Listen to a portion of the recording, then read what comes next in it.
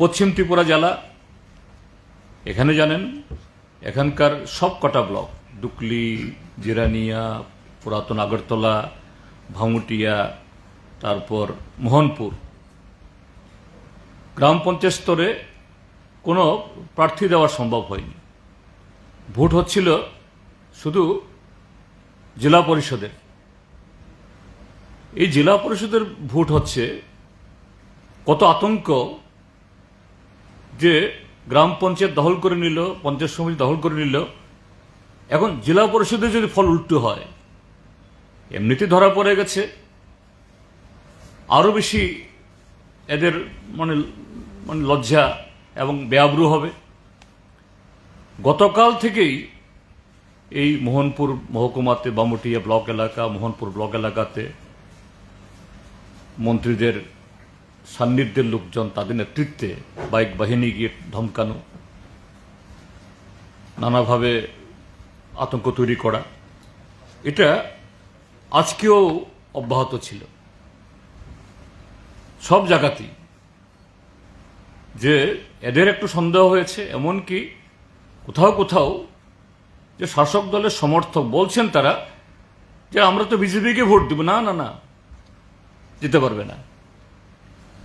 এরকম ভাবে জিরানিয়া মহকুমা এবং মোহনপুর মহকুমা, চারটা ব্লক, এই চারটা ব্লকেই এই পুরো তুলাকোনা, মেখলিপাড়া, এইদিকে মানে জিরানিয়া মহকুমার দিকে, ওদিকে বামুটিয়ার দিকে, সর্বত্র এই সমস্ত ঘটনাগুলো ঘটিয়েছে। তারপর এই দক্ষিণ ত্রিপুরা জেলার বিলোনিয়া মহকুমা, সেখানে রাজনগর ব্লক, তারপর ভারতচন্দ্রনগর ব্লক আর ঋষ্যমুখ ব্লক, তিনটি ব্লক। তো ঋষ্যমুখ ব্লক সকাল থেকে সেখানে হুজ্জুতি, আমাদের এজেন্টদেরকে বের করে দেওয়া, ভোটারদের আটকানো, এটা করেছে। আমাদের পার্টি এবং বিধায়করা সঙ্গে সঙ্গেই এসডিএম এর কাছে, ডিএম এর কাছে, রিটার্নিং অফিসারের কাছে কমপ্লেন করেছেন। অসংখ্য কমপ্লেন হয়েছে, কিন্তু কোনো ক্ষেত্রেতেই প্রশাসনের কোনো ভূমিকা ছিল না। আমাদের একজন প্রাক্তন প্রধান, কি নাম জানি, কি ত্রিপুরা জানি, পদরায় ত্রিপুরা, এটা ভারতচন্দ্রনগর ব্লকে, তার গোটা গ্রামের পাড়ার মানুষ, তাদেরকে নিয়ে একসাথে নারী পুরুষ তারা যাচ্ছিলেন ইয়েতে, তাদের বুথে ভোট দেওয়ার জন্য। পুলিশ ছিল, কিন্তু এতগুলো নারী পুরুষ ভোট দিতে যাচ্ছেন, একজন প্রাক্তন প্রধান এবং সিনিয়র সিটিজেনের নেতৃত্বে জবরদস্তি করে সেখান থেকে তাদেরকে এই ধাক্কাধাক্কি করে, অপমান করে তাড়িয়ে দেওয়া হয়।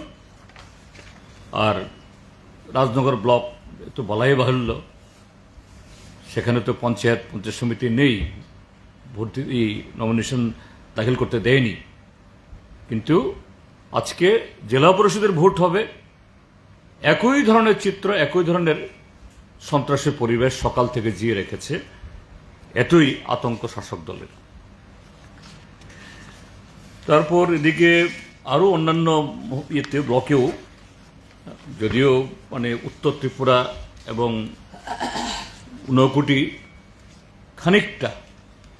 খানিকটা শাসক দল সেখানে জনগণের ঐক্যবদ্ধ চাপে সেরকমভাবে তাদের বিষদাঁত বের করতে পারেনি, কিন্তু চেষ্টা করেছে। বিশেষ করে কুমারঘাট ব্লকে সেখানকার বিধায়ক ভগবান দাসের নেতৃত্বে, এমনকি শেষ বেলায় 4টার পর একটা বুথে ঢুকে দলবল নিয়ে ভোট কেন্দ্রে ঢোকার চেষ্টা করেছে। সেখানে টহলরত এই সিআরপিএফদের সাথে এদের সংঘাত হয়। তো এইভাবে যে বিধায়ক, লিডার সারাদিন তো করেছেই, এবং আরো অদ্ভুত হলো যা রিপোর্ট সারা ত্রিপুরা রাজ্যে, যে পোলিং বুথগুলাতে ভোট কেন্দ্রগুলোতে দায়িত্ব দেওয়া হয়েছে স্টেট পুলিশ,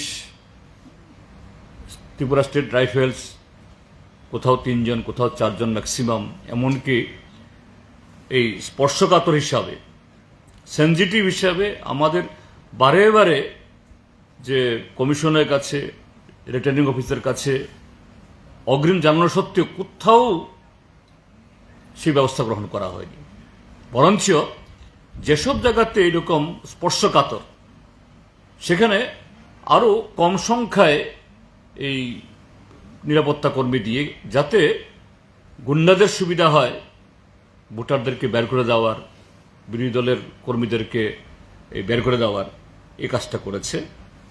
আর তার সাথে যেটা বড় অদ্ভুত হলো যে সেন্ট্রাল ফোর্স, সিআরপিএফ বা বিএসএফ, তাদের কিছু এই রিকুয়েশন দিয়েছে, এবং আমাদের ফিল্ড থেকে খবর হলো যে থানাগুলোতে বা বিভিন্ন জায়গাতে এরকম কিছু সেন্ট্রাল ফোর্সও ছিল।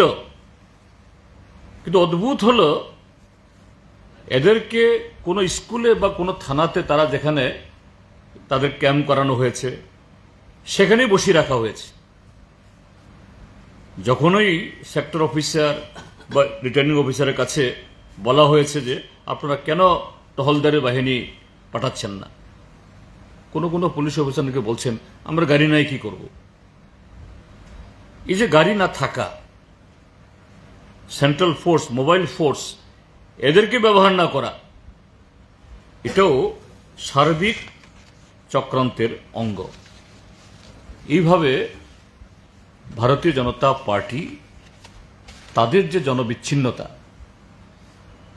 ত্রিপুরাজ্যের গ্রামীণ জনগণের মুখোমুখি হওয়ার যে তাদের ভয়, 70% আসন জবরদখল করে নিয়ে যাওয়ার পরও বাকি 30% আসনে তারা সেই যে কি বলে এই রাজ্যের গণতন্ত্রকে সম্মান করার বিন্দুমাত্র আগ্রহ দেখাতে পারলেন না। তো আমরা বলবো আমাদের পার্টির তরফ থেকে, এই সময়টা একটা খুব গুরুত্বপূর্ণ সময় দিয়ে আমরা যাচ্ছি। এখন এই ইন্টারনেটের যুগ, মিডিয়ার যুগ, সারা পৃথিবীর বিভিন্ন ঘটনাবলী মুহূর্তের মধ্যে আমাদের হাতের তালুর মধ্যে এসে যাচ্ছে স্মার্টফোনের মধ্য দিয়ে। সারা পৃথিবীর লোক যেমন দেখছেন, আমরাও দেখছি, এবং ত্রিপুরাজ্যের এই শাসক দল তারাও দেখছে। যারা এইভাবে জনগণের কণ্ঠরোধ করতে চায়, মানুষের ভোটাধিকার প্রয়োগ, এটাকে হরণ করতে চায় ভোটাধিকারকে, একবার দুবার পার হতে পারলেও তার পরিণতি কি হয় নিশ্চয়ই প্রত্যক্ষ করছেন। কাজেই আমরা আজকের এই থেকে বলবো, শাসক দল এর থেকে শিক্ষা নিক।